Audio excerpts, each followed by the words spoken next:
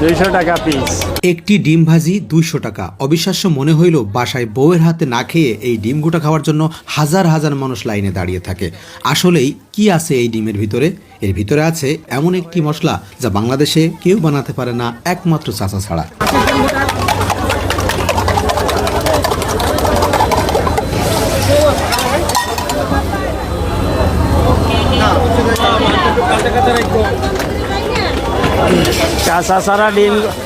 কাঁচা ছাড়া ডিম গোটা খেয়ে লাভ কি?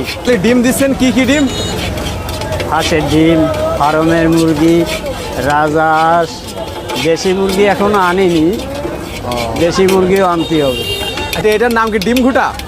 ডিম গোটা। হাঁসের ডিম 30 টাকা, মুরগির ডিম 25। তাহলে আমাদের হাঁসের ডিম দেন। আচ্ছা, আনুমানিক কত পিস ডিম সেলাই কাকা? টার্গেট আছে কি? যায় 500-600।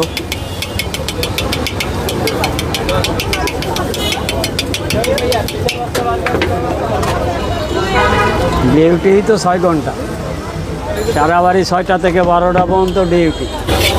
কি এমন মশলা দেন কাকা, সব পাগল করে দেন আপনি মানুষের? খালি মশলা দিলেও হবে না, হাতেরও জশ থাকার দরকার আছে।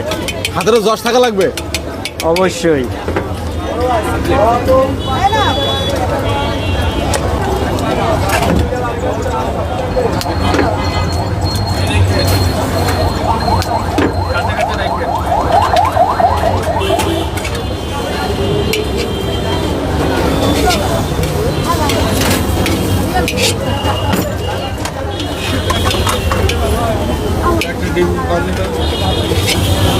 ভাজলি না গোটা?